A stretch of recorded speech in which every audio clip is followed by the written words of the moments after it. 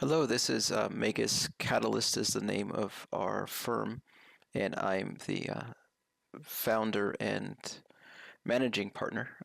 My name is Santi, and we have something I think of value to you. We're going to talk about a grid.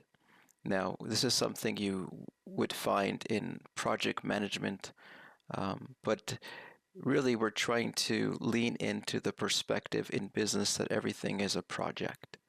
That if we define everything as a project, then there's a defining value point, or meaning that there is a goal that all of our activities are moving toward, that it's not random, and that everything is a matter of it should be done in context to solving or to coming toward a conclusion of a particular project. Everything should be part of that. And so in business, it shouldn't be random activities for a result in a sense, but it should be strategic in the framing of a solution within a project to ensure that it contains the most leverage possible. Would you mind speaking to that, please? Absolutely. Viewing business activities through the lens of project management ensures every task aligns with a defined goal. It brings structure and purpose, turning random efforts into strategic steps towards a specific outcome. This approach maximizes leverage, ensuring that each action contributes meaningfully to the overall success of the business. It also helps to measure progress and adjust strategies effectively. Can you give me some examples of that, what you said last? Sure. For example, if a company launches a new product, viewing it as a project means setting clear objectives like market penetration or customer feedback. Each action, from marketing to distribution, directly supports these goals. This way, progress can be measured and strategies adjusted as needed. Another example might be customer service improvements. Defining a project with targets like reducing response times or increasing satisfaction rates ensures every effort contributes to these specific outcomes. Wonderful. Thank you very much. When this grid was introduced to me, it was a very euphoric experience because I want to see, and I'm gaining the maturity in business to see everything as a project, which is really important for any growth dynamic, whether it's the scalability of an individual in goal setting or whether it's a function of business and scalability. Seeing everything through the lens of projects is extremely important. And so, with that in the background, the context in which you and I discovered this grid was as we were discussing a sales methodology as I'm studying, working toward my own professional growth as a CEO. And so this requires some in-depth studying. And so I'm looking and examining sales processes and systems and frameworks. And so this is related to that sort of activity. And then you and I discussed at length. We were summarizing like a chapter or something in the book, and then you had said something about a problem, and at that same moment, I was thinking, in relationship to compensation in the world, it's really about the complexity of the problem you're attempting to solve that matters. Meaning, I can deliver a pizza to you, and you're going to pay me tips as a delivery person for Domino's or, Papa John's or something. Um, but if I could solve a much more complex problem, then that will obviously yield more compensation or greater compensation. And this is all kind of in context to um, identifying your niche. Because in order to scale your company, a niche needs to be identified. But within that niche, the question you want to ask more holistically is, what problem am I solving and how complex is that problem? And so then we're able to create a grid which I entitled Value Modeling, finding market value for your niche. And it provides you good evidence or good measure of thinking, rigorous thinking to be able to define your niche, your problem, and then you can take that problem and in that niche and then see uh, what standard what's standardized in the marketplace. Meaning, there are other people solving this type of problem. How much are they charging for it? And then that gives you a spectrum to value your product or service, meaning to price it the correct pricing model. And it's not just a shot in the dark, it's a process you think through based on the grid that we're going to introduce to be able to do that. Otherwise, without any rigorous systems or some framework for you to think through, then it's just guesswork. There's no story, it's based on a feeling. And so this is good, but you want to graduate to more evidence-based sort of conclusions. And so this kind of lends to that ideal or philosophy in business. So this grid is has two axes, y-axis and a x-axis. And so this is a grid. It's like a square cut in half, which you'll see on the screen. And so the x-axis represents a solution approach scalable to high value. It really identifies your position in the market, helps you to understand these two elements and how they influence what you're taking into the marketplace. So the first one is scalable. Scalable is like manufacturing candies, Jolly Ranchers. They're ubiquitous, they're commoditized, they're cheap. And this is a market position. The people choose to labor in this market, but it's all based on price. And there's some standardization, obviously, in business, but the emphasis is not on the standardized being premium or something like this. It's simply based on price. And then scalable is going to be like if you are a car dealer for a McLaren or a Lamborghini or a premium vehicle, high value, but it's not scalable. It's very selectable, high sort of yielding, high value position. And so would you mind talking about that? Sure. When considering scalable versus high value solutions, it's about balancing reach and exclusivity.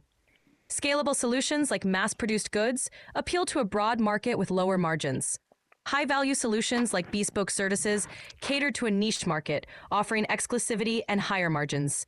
The key is understanding where your offering fits and how it aligns with your business goals and market demand. This helps define your strategy and pricing model effectively. Wonderful. So that is the axis y, and then the x in this grid, excuse me, is problem. Because if you're going to go in the marketplace, you have to be able to solve a problem. So that's common sense. So the question is whether your problem, what the problem you're solving, whether that's complex or simple. We can look at an example. If you're hungry, it's a very simple problem that somebody could solve for you as you order a pizza. Now you have a problem because you want to stay home, so there's a delivery person, and the compensation for that sort of simple solution, is a tip. So they get compensated in tips and a lower hourly rate. However, if you're going to move into solving more complex problems, given your niche, then you can end up something like a McKinsey or something like this. And so a McKinsey and Company, a consulting firm that deals exclusively with large enterprises in helping them to solve very challenging problems, very complex issues. So this is the spectrum in the simple to complex problem solving. Could you speak to that some, please? Absolutely. The complexity of the problem you're solving directly influences the value and compensation you can command. Simple problems, like food delivery, are widespread and typically yield lower compensation. On the other hand, solving complex problems, like those tackled by consulting firms for large enterprises, requires specialized expertise and offers higher compensation. This spectrum helps define where your business can position itself in the market and align with the appropriate pricing strategy. Wonderful. So now we get to the inside of this grid, which are quadrants. There's 4 quadrants. So on the lower left, we have quadrant 1, which is simple, scalable, mass market solutions. So this is very simple problems you're solving. Let's do the Jolly Rancher. People want their sweets, and that's a problem if they don't have it. And so you decide to make candy or pastries or something that is very scalable but low cost.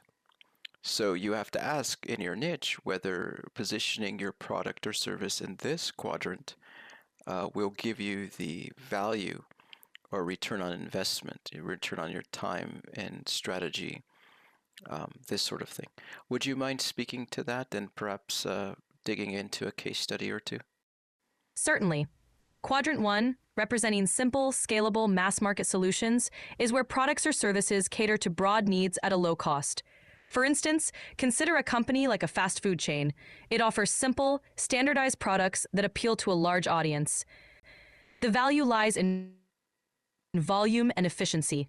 A case study might be McDonald's, which mastered this quadrant by optimizing processes to deliver consistent, affordable meals globally.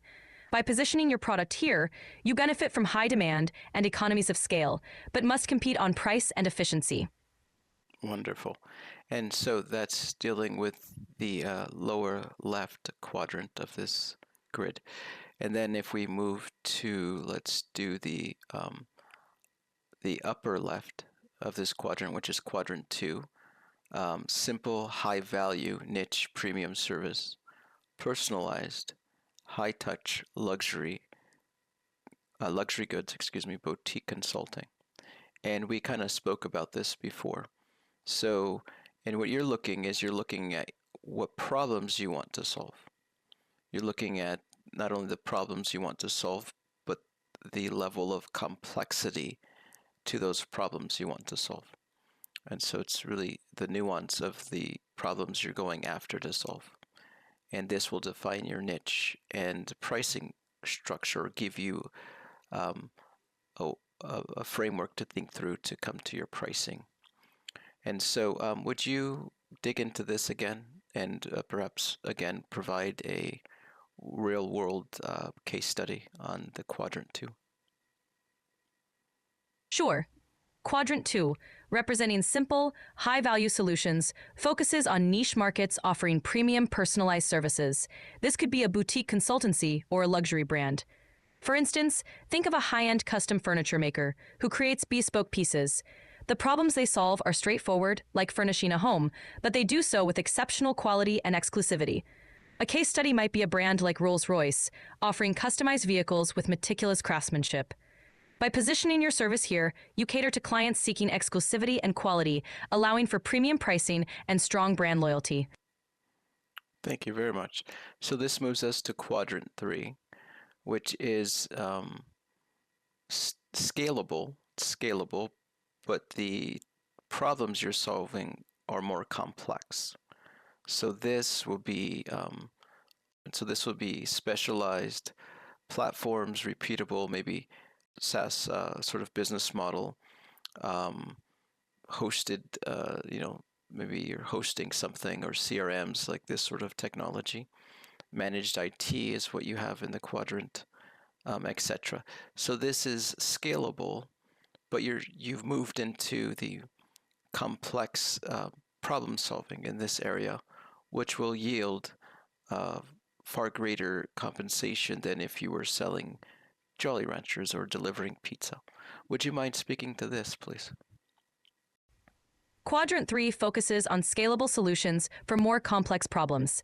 This is where businesses can grow significantly by addressing intricate issues that affect a wide audience. An example could be a tech company that provides cloud-based enterprise solutions. They solve complex problems like data management or cybersecurity, but can scale their solutions to serve many clients. Would you like to explore a specific case study in this quadrant? Yes, just one case study would be great. Sure. A great example of Quadrant 3 is Salesforce. They offer scalable solutions for complex problems like customer relationship management. Their platform can be adapted for businesses of all sizes, addressing complex needs in a scalable way. This flexibility and scalability have made them a leader in their industry. Wonderful. And then we have the quadrant 4, which is the complex, high value, customized bespoke solutions, deep expertise, strategic consulting, custom development. Talk about this and perhaps give a case study. Certainly. Quadrant 4 focuses on complex, high-value, customized solutions. This involves deep expertise and often bespoke services tailored to specific client needs. An example would be a firm like McKinsey & Company, which provides strategic consulting services to solve complex business challenges. These solutions are not only high value, but also highly specialized and tailored to each client, reflecting a deep understanding and expertise in their field. Wonderful, thank you. So this is not a question of where you should be or a kind of an argument or sort of a debate on what quadrant would yield the most compensation. It's given your niche, the context of your niche, whether you're solving a complex enough problem to demand from the market a certain price or a certain compensation for that solution. So it's really along these lines that you can measure your product or service, and along these sort of market positions, and intentionally and strategically move from, say, a lower left quadrant, which is something that might be more scalable, to something a little bit more complex, and know that you can demand more from the market, solving more complex challenges or problems along your niche.